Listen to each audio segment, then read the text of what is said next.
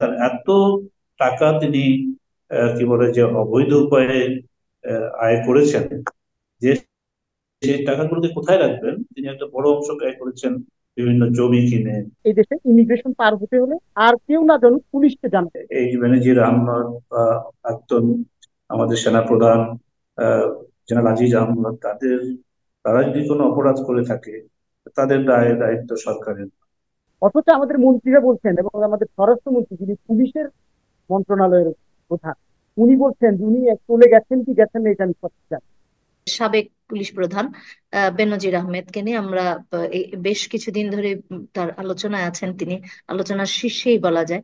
এবং তার এরই মধ্যে তিনি বিদেশ চলে গেছেন বলেও এরকম শোনা যাচ্ছে, যদিও মানে অফিসিয়ালি কেউ বলেনি ওইভাবে। তারপরেও আজকে যে পররাষ্ট্রমন্ত্রী যেটা বলেছেন যে তার বিদেশ যাওয়ায় কোনো নিষেধাজ্ঞা ছিল না, সেই ক্ষেত্রে তিনি বিদেশ যেতেই পারেন, যে কোনো দেশেই যেতে পারেন, কিন্তু সেক্ষেত্রে আগামী 6 জুন তার দুদকের মামলায় হাজিরা দেওয়ার কথা আছে, সেখানে তিনি আসেন কিনা বা সময় বাড়ান কিনা এটা দেখতে হবে।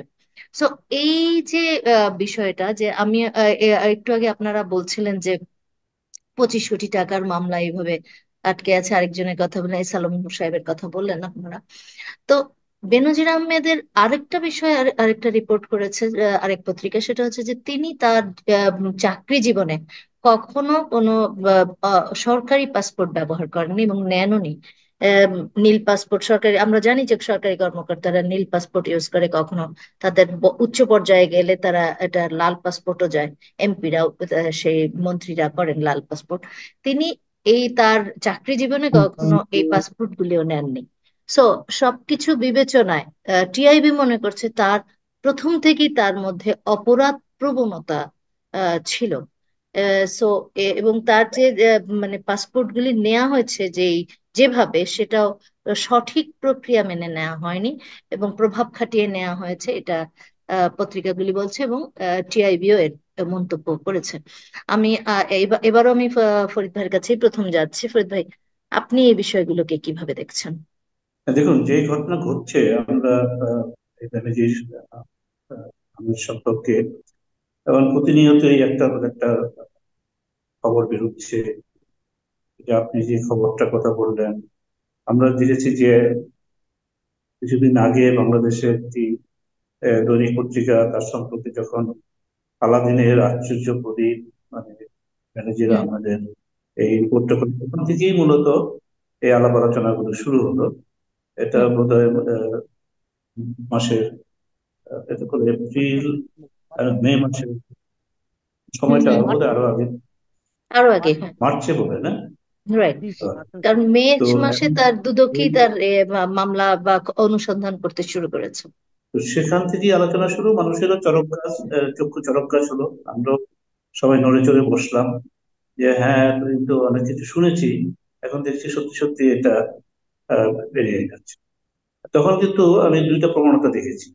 তারা দেখেছে যে হ্যাঁ, যারা করেছে তাদের উদ্দেশ্য কি, এবং কেন করতে গেল, এবং নানান ধরনের তাদের ব্যবসায়িক কোনো দ্বন্দ্ব আছে কিনা, বা এখন হয়তো তারা একসঙ্গে সবকিছু করেছে, এখন একজন আরেকজনের সঙ্গে কোনো দ্বন্দ্বে জড়িয়ে পড়েছে, স্বার্থের দ্বন্দ্ব, এগুলো।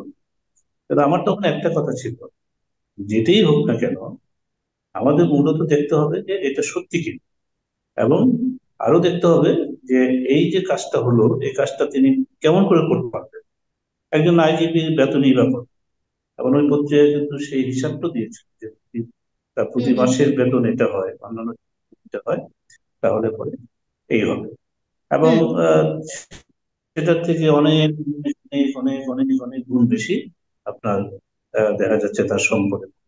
শুধু তিনি নন, তার স্ত্রী এবং তার তিন কন্যা, তাদের নামেও দেখা যাচ্ছে যে সম্পদ আছে, এগুলো আমরা পেলাম। আজও বেরোচ্ছে, এখন দেখা যাচ্ছে চট্টগ্রাম পার্বত্য এলাকাতেও তার নাকি আহ, অনেক জমি কেনার ব্যাপার হচ্ছে। অর্থাৎ তার, আমরা একটা জিনিস বুঝতে পারছি, তার এত টাকা তিনি কি বলে যে অবৈধ উপায়ে আয় করেছেন, যে সেই টাকাগুলোকে কোথায় রাখবেন? তিনি একটা বড় অংশ ব্যয় করেছেন বিভিন্ন জমি কিনে, ফ্ল্যাট কিনে। আপনি ফ্ল্যাট কিনেছেন, চারটা ফ্ল্যাট গুলশানে একই দিনে, আপনার যে দামে তিনি কিনেছেন সেই দামে কখনো কিন্তু ওই এলাকায় এরকম অনেক পায় না। কম দামে দেখিয়েছে। নানান ধরনের জিনিস বনানীর কম দাম ফ্ল্যাটগুলি দেখিয়েছেন, এবং 56 লাখ টাকা সবকিছুতেই দুর্নীতি। দেখিয়েছে। 56 বা 53 লাখ, 4টা ফ্ল্যাটের, দুইটা দুইটা আলাদা আলাদা। সো এবং এর মধ্যে আরেকটি রিপোর্ট আমি দেখছি, নিউএস করেছে, সেখানেও আবার আরো নতুন 50 বিঘা জমির তারা তথ্য পেয়েছে, দুদক সেটা জানিয়েছে। এবং ওইটা হলো উত্তরা এবং ভাটারা এলাকা, এবং ওখানে 20-25 লাখ টাকা করে তিনি ওই জমিগুলি কিনেছেন, এবং আরো কম দেখিয়েছেন ওইসব জমির দাম, দেখিয়ে তিনি কিনেছেন। সো জি ফরিদ ভাই, আপনি বলছেন, আমি একটু তথ্য দিলাম। তো এখন এগুলো কি হচ্ছে, এই যে একের পর এক হচ্ছে, এখনো শেষ হয়নি, আমার মনে হয় যে আরো বেরোচ্ছে আরো বেরোচ্ছে। আমি যেটা মনে করছি যে তিনি আহ, তার ঘটনায় সরকার বিব্রত হচ্ছে, এবং তিনি যে কাণ্ডগুলি করেছেন সেই কাণ্ডগুলোতে নিঃসন্দেহে সরকারের জন্য একটা বিড়ম্বনার কারণ হয়ে দাঁড়িয়েছে, বিব্রত হওয়ার কারণ হয়ে দাঁড়িয়েছে। এবং এই প্রেক্ষাপটে আপনি জানেন যে দুদক যখন যে পর্যায়ে তদন্ত একটা শুরু করলো, তারা মামলাও দিল, তারপরে আদালত তার সমস্ত সম্পত্তি প্রয়োগ করা, এবং তার যে অনেকগুলো অ্যাকাউন্ট, সংখ্যা তো 36টা। অনেক, সেই অ্যাকাউন্ট গুলোকে, ব্যাংক অ্যাকাউন্ট গুলোকে জব্দ করা, এগুলো করলেন। কিন্তু দেখলো যে এর আগেই তিনি আহ, অনেক টাকা তিনি তুলে নিয়ে গেছেন, হুম। এবং তিনি তুলে নিয়ে গেছেন, এবং তিনি বলা হচ্ছে এখন যে তিনি দেশের বাইরে চলে গেছেন। হুম। এখন এর মধ্যে ধরুন আপনার আমরা বুঝতে পারছিলাম না, তার একটা জিনিস হচ্ছে যে দুদকে তার 6 তারিখে 6 জুন হাজিরা দেওয়ার কথা, 6 জুন তার বাকি নেই, পরশু দিনই দেওয়ার কথা। আর হচ্ছে যে এদিকে আবার আমরা দেখলাম যে আহ, আমাদের আওয়ামী লীগের সাধারণ সম্পাদক ওবায়দুল কাদের সাহেব বলছেন যে, প্রথম দিকে বলছেন যে আহ, এই বেনজির আহমদ বা প্রাক্তন আমাদের সেনাপ্রধান জেনারেল আজিজ আহমদ, তারা যদি কোনো অপরাধ করে থাকে তাদের দায়িত্ব সরকারের, সরকার নিবেও না। এটা খুবই ভালো কথা, সরকার কেন নিতে যাবে? একটাই সরকারের সমস্যা, যে তারা এই সরকারের অধীনেই আহ, জনগণের কি বলে যে, আমরা যদি বলি যে কর্মকর্তা হিসেবে, মানে কর্মকর্তাদের তো চাকরি বলে, জনগণের বিভিন্ন চাকরি করেছেন তারা সরকারের অধীনে। তো এগুলো আহ, সরকারের দিক থেকে বিড়ম্বনা এই জন্য যে এটা তো অন্য কোনো সরকারের অধীনে ছিল না, তারা এরা এই সরকারের অধীনেই কাজ করেছে, তাদের রাইট। থেকেই নিয়োগপ্রাপ্ত। কাজে নিশ্চয়ই সরকারের জন্য তারা একটা বিড়ম্বনার কারণ হয়ে দাঁড়িয়েছে। আমি আহ, এর মাঝে একটু তারা আপনাকে স্বীকার ছোট্ট একটা করবে। প্রশ্ন করতে চাই যে সরকারের বিড়ম্বনা, কিন্তু অনেকেই সমালোচকরা বলছে যে তাকে পালিয়ে যেতে বরং সরকারি সুযোগ দিয়েছে। আপনি কি আপনি কি মনে করেন, এই ধরনের কি সরকার আসলেই করেছে বা করা উচিত? একটা কথা হচ্ছে কি, দেখুন রিম্পি, আমি আগেও বলছি যে আমি তো এখনো জানি না পুরোটা।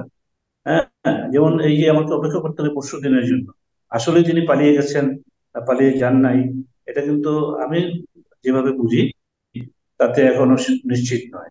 আমরা আশা করছি এখনো যে আহ, তিনি 6 তারিখে হাজিরা দিবেন, এবং তখন আমরা জানতে পারবো যে সেটাও কিন্তু রয়ে গেছে। কাজে আমি সুনিশ্চিত ভাবে এটাকে আমাদের এখন যারা করছে, ইমিগ্রেশন কোন দিক দিয়ে গেছে, কোথায় তিনি গেছেন, আহ, তিনি কি বিমান দিয়ে গেছেন, নাকি তিনি স্থলবন্দর দিয়ে গেছেন, বা নাকি তিনি নৌবন্দর দিয়ে গেছেন, সেটা কিন্তু আমাকে আগে জানতে হবে। কাজে এটা না জানা পর্যন্ত আমি সেটা বলতে পারছি না। তবে তিনি যদি পালিয়ে যেয়ে থাকেন এটাও সরকারের জন্য আরেকটা, আমি মনে করি তার তার উপরেই গিয়ে এটা পড়বে, যে সরকার তাহলে, বা সরকারের যারা এই কাজগুলো দেখে থাকে, যারা সাধারণত যাদের নিয়ে এই ধরনের আলাপ আলোচনা হয়, এবং যারা মানি লন্ডারিং বা দুর্নীতি বা অবৈধভাবে সম্পদ, আহ, এবং এটা যদি আহ, আনুষ্ঠানিকভাবে তাদের উপরে নিষেধাজ্ঞা যদি নাও দেওয়া হয়, তারপরেও সাধারণত দায়িত্ব থাকে যে যারা এই ধরনের কাজ কাজে নিয়োজিত, তাদের যে এই ব্যক্তি যে চলে যাচ্ছে, এই ব্যক্তি মানে আছে নজরদারি, মানে কিনা, সরকারের বা গোয়েন্দারা তো এই নজরদারি করতেই পারতো। ঠিক আছে, আমি একটু সেলিম ভাইয়ের কাছে যাই। সেলিম ভাই, আপনি একটু ফরিদ ভাইয়ের কথা শুনেন, আমার প্রশ্ন শুনেন, প্লিজ আপনার মন্তব্য জানতে চাচ্ছি। নিজে বেনজির হলেও তিনি নজির স্থাপনই করেছেন আসলে বাংলাদেশে আবারও, মানে বিভিন্ন নজিরের মধ্যে আরেকটি নজির যোগ। যাই হোক, আহ, আমি বিষয়টাকে আসলে কয়েকটা ভাবে দেখতে চাই। প্রথম হচ্ছে যে তিনি চলে গেছেন, এটি রিপোর্ট হয়েছে 4 মে উনি দেশ ছেড়েছেন শপথ। এটি প্রথম আলো রিপোর্টটা আমি দেখেছি, সেখানে প্রথম আলো উদ্ধৃতি দিয়েছেন পুলিশ সূত্র এবং দুদক সূত্র। দুদক একটি সূত্রকে উদ্ধৃত করে বলেছেন এবং পুলিশের একটি সূত্রকে উদ্ধৃত করেছেন যে তিনি দেশ ছেড়েছেন। আমি যদি পুলিশের সূত্রটিকে নেই তাহলে আমি অনেকটা বেশি অথেন্টিক হই বিষয়টা। কারণ এই দেশে ইমিগ্রেশন পার হতে হলে আর কেউ না জানুক, পুলিশকে জানা, বৈধভাবে বৈধতা চেক করে, বৈধতা নিরীক্ষণ করে, পুলিশের হাত দিয়ে, পুলিশের মাধ্যম দিয়ে আমি বাংলাদেশের যে কোনো নাগরিক ইমিগ্রেশন পাস। প্রথম আলো তাহলে পুলিশের সোর্সটাকে আমি অথেন্টিক করে নিই, সুযোগেরটা আমি বাদি রাখি। তাহলে পুলিশ জানে যে 4 মে তারিখে উনি সপরিবারে। পুলিশ জানা মানে রাষ্ট্র জানা, পুলিশ জানা মানে সরকার জানা, সরকার এবং রাষ্ট্র জানা যে তিনি প্রস্তাব করেন। অথচ আমাদের মন্ত্রীরা বলছেন এবং আমাদের স্বরাষ্ট্রমন্ত্রী যিনি পুলিশের মন্ত্রণালয়ের প্রধান, উনি বলছেন যে উনি চলে গেছেন কি গেছেন না এটা আমি সঠিক জানি। তো আসলে ওই যে এর আগের একটি তথ্য আমি বলেছিলাম দিনাজপুরের কান্তজিও মন্দির নিয়ে, তথ্য এই রাজনীতির মঞ্চ কি হয়েছিল। আমি বলেছিলাম যে সেখানে মসজিদ নির্মাণ করা হলো সংসদ সদস্য জানে, এই সংসদ সদস্য লইয়া আমরা কি করি কি বলেছি। তো এই মন্ত্রীরা এই যে এইভাবে মিথ্যাচার গুলো করেন জাতির সাথে, জনগণের সাথে, হ্যাঁ, জনগণের টাকায় বেতন নিয়ে তাদের চাকরি করে যে মিথ্যাচার করবেন, এই শাস্তিগুলো তাদের আগে হওয়া উচিত। একটা দিক গেল। 2 নম্বর হচ্ছে যে পারসেপশন বলে একটা কথা, এই পারসেপশনটা নির্ধারিত হয় মানুষের আসলে অতীত অভিজ্ঞতা, অতীতে এই ঘটনাগুলো কিভাবে ঘটেছে বা এই ধরনের কথা ঘটেছে কিনা, সেইটার প্রেক্ষিতে মানুষ বর্তমানটাকে বিচার। আমি যদি অতীতের 2টা উদাহরণ পাই, একটি উদাহরণ হলো আপনি জানেন যে জেড সিকদার, জয়নুল হক সিকদার, ওনার 2 ছেলে রণ সিকদার এবং রিক সিকদার একজন ব্যাংকের এমডি কে পায়ে গুলি করেছে। তারপরে তাদের নামে মামলা হয় এবং ওই সময় তারা এয়ার অ্যাম্বুলেন্সে করে সিঙ্গাপুরে পাঠায় এবং সেটা পত্রিকায় প্রকাশ হয়েছিল কিভাবে পাড়ি জমান তারা। বাংলাদেশের পররাষ্ট্র মন্ত্রণালয় থাইল্যান্ডের পররাষ্ট্র মন্ত্রণালয়কে চিঠি লিখে বিশেষভাবে মেডিকেল ভিসা করিয়ে সেই ভিসা 2 দিন পরে বাংলাদেশে এনে তাদেরকে এয়ার অ্যাম্বুলেন্সে করে থাইল্যান্ডে পাঠায় পত্রপত্রিকা। কারো আগে যদি একটি জায়গায় আমি যাই যে পুলিশ একটি লোককে, অভিযুক্ত একটি লোককে বাইরে যেতে যদি ইচ্ছে করে বাইরে যেতে দেয়, দিতে পারে, সেই উদাহরণটা আমি দিই, তখন স্বরাষ্ট্র প্রতিমন্ত্রী আমাদের সোহেলতা, আমাদের একজন বড় নেতা এবং আওয়ামী লীগের একজন শীর্ষ নেতার আত্মীয়, উনি ইমিগ্রেশন পাস করে যান এবং তখন তিনি অভিযুক্ত, তিনি মন্ত্রী ছিলেন, তাকে পার করে দিতে হয়েছিল, বাধা দিয়েছিলেন সোহেল তাজ। তাকে সোহেল তাজ বাধা দিয়েছিলেন যে উনি যেতে পারবেন, উনি অভিযুক্ত, যে কারণে সোহেল তাজ মন্ত্রিত্ব ছাড়তে হয়েছিল। এটা যে জানেন বা আমাদের দেশবাসী জানে, আমরা জানি। এই যে অতীতের আমি 2টো অভিজ্ঞতা বললাম, এরকম অভিজ্ঞতা বাংলাদেশের মানুষের সামনে অনেক আছে। তো সেই ক্ষেত্রে এই অভিজ্ঞতা থেকে আমরা যদি পারসেপশনটাকে এইভাবে নেই যে আসলে এই ধরনের অপরাধীদেরকে পার করে দিয়ে তারা বিভিন্ন ভাবে বলতে থাকেন যে আসবেন, এটা বিশ্বাস। তো যে কারণে আমার কাছে মনে হয় কি যে এই কাজগুলো সরকারের অগোচরে হচ্ছে বা হয়েছে, আমি একজন সাংবাদিক হিসাবে মনে করি না। সাধারণ মানুষ তো আমার ধারণা এটা এখন মনে করে যেগুলো রাষ্ট্রের গোচরেই হয়, রাষ্ট্র জানে না বা রাষ্ট্রের গোচরে হয় না, অগোচরে হয়ে যায়, এটা আসলে বিশ্বাস করছি। যাই হোক, আমাদের সময় একদমই শেষ হয়ে গেছে। আমরা আর আজকে না বাড়াই কথা। আমরা আবার বসবো অন্য দিন অন্য আলোচনা নিয়ে। আপনারা সেই পর্যন্ত ভালো থাকুন, সুস্থ থাকুন। ধন্যবাদ আপনাদেরকে। আসসালামু আলাইকুম।